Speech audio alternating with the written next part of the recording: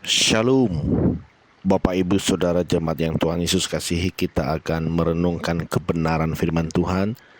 Namun sebelumnya mari berdoa. Bapa di sorga, kami bersyukur anugerah kasih Tuhan kembali kami terima rasakan berkat kekuatan, kesehatan, kecukupan, terlebih nafas kehidupan. Kami bersyukur Tuhan anugerahkan. Kami akan merenungkan kebenaran firman-Mu. Bantu kami ya Allah Roh Kudus untuk mengerti, memahami dan dapat melakukannya dalam hidup kami. Terpujilah Engkau Tuhan, berfirmanlah kami siap mendengarnya. Amin. 2 Timotius 1 ayat 7. Sebab Allah memberikan kepada kita bukan roh ketakutan, melainkan roh yang membangkitkan kekuatan, kasih, dan ketertiban. Bacaan ini kita renungkan dengan tema mengobarkan api di tengah badai ketakutan. Saudara-saudara, dalam kehidupan yang serba tidak pasti saat ini, ketakutan adalah emosi yang sangat manusiawi dan valid. Kita cemas memikirkan masa depan, kesehatan, karir, hingga keselamatan orang-orang yang kita cintai. Terkadang rasa takut itu begitu melumpuhkan hingga membuat kita merasa kecil dan tidak berdaya. Jika kita merasa demikian, tentu kita tidak sendirian. Bahwa Timotius, seorang pemimpin jemaat yang masih muda pada masa gereja mula-mula, juga menghadapi tekanan yang luar biasa. Mentornya yaitu Rasul Paulus sedang berada di dalam penjara bawah tanah yang gelap dan dingin di Roma, menanti hukuman mati. Timotius sendiri menghadapi penolakan, ajaran sesat di dalam gerejanya, dan ancaman penganiayaan dari kekaisaran Romawi. Wajar jika ia merasa kewalahan, gentar, dan mungkin tergoda untuk mundur dari panggilannya. Namun dari balik jeruji besi, Paulus menuliskan surat ini bukan dengan nada putus asa, melainkan dengan ketegasan yang penuh empati. Ia tidak meniadakan realita kesulitan Timotius, tetapi ia mengingatkan Timotius pada realita yang jauh lebih besar, yaitu sumber kekuatannya. Sebelum Rasul Paulus menantang Timotius untuk bangkit, ia mengingatkan Timotius akan warisan rohaninya. Paulus mengingat air mata Timotius, sebuah validasi bahwa bersedih dan merasa tertekan bukanlah tanda kelemahan iman. Paulus juga mengingatkan Timotius pada iman yang tulus ikhlas yang diwariskan oleh neneknya, yaitu Lois dan ibunya Eunike. Di saat kita sedang dilanda ketakutan yang luar biasa, langkah pertama untuk bangkit adalah dengan mengingat. Ingatlah kembali titik-titik dalam hidup kita di mana Tuhan pernah menolong kita. Ingatlah orang-orang yang telah menanamkan nilai-nilai kebaikan dan iman di dalam hidup kita. Iman kita tidak lahir di ruang hampa. Iman itu seringkali dibangun dari kesetiaan-kesetiaan kecil di masa lalu yang menjadi fondasi kokoh untuk menghadapi masa kini. Karena itu kuperingatkan engkau untuk mengobarkan karunia Allah yang ada padamu. Itu ayat 6. Kata mengobarkan menggambarkan tindakan meniup bara api yang hampir padam agar kembali menyala menjadi nyala api yang besar.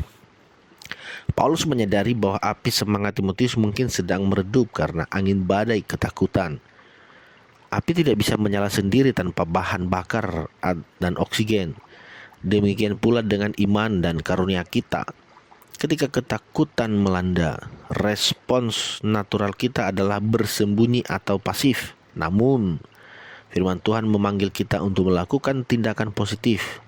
Kita harus secara sadar meniup bara itu kembali melalui doa, merenungkan kebenaran firman Tuhan, mengambil keputusan yang berani meski kecil, dan tetap melangkah meskipun lutut kita gemetar. Ayat 7 nas bacaan kita itu menjadi penawar ketakutan, yaitu kekuatan, kasih, dan ketertiban. Rasul Paulus memberikan penegasan yang menjadi jangkar renungan ini. Roh ketakutan, apakah itu pengecutan, intimidasi, yang pasti itu bukan berasal dari Allah. Merasa takut sebagai respon psikologis adalah hal yang normal. Tetapi membiarkan roh ketakutan mengendalikan, mendikte keputusan, dan melumpuhkan hidup kita bukanlah kehendak Tuhan. Sebagai gantinya, Allah membekali kita dengan 3 hal yang menjadi penawar mutlak terhadap ketakutan. Pertama, kekuatan. Ini bukan tentang kekuatan fisik atau kehebatan diri sendiri, melainkan daya tahan rohani. Kekuatan ini memampukan kita untuk terus berdiri dan melangkah maju meskipun situasi di sekitar kita tampak mustahil. Ini adalah keberanian untuk mengambil tindakan yang benar. Yang kedua, kasih. Mengapa kasih disandingkan dengan kekuatan? Karena ketakutan seringkali membuat kita menjadi egois dan berfokus pada kelangsungan hidup diri sendiri. Sebaliknya, kasih mengalihkan fokus kita keluar, yaitu kepada Tuhan dan sesama. Ketika kita digerakkan oleh kasih yang tulus untuk melayani keluarga, komunitas, atau sesama, rasa takut itu akan perlahan tersingkir. Seperti yang dikatakan dalam ayat lain, kasih yang sempurna melenyapkan ketakutan. Dan yang ketiga, ketertiban. Ketakutan seringkali menciptakan kekacauan di pikiran. Kita mulai membayangkan skenario terburuk dan membuat keputusan yang impulsif. Roh ketertiban memampukan kita untuk melihat realitas secara objektif, tidak panik, menimbang segala sesuatu dengan bijak, dan tetap disiplin memegang kendali atas respon emosional kita. Hari ini, apa yang sedang menjadi penjara atau ancaman yang membuat nyala api kita meredup? Apakah itu ketidakpastian karir, masalah keluarga, diagnosis kesehatan, atau luka batin?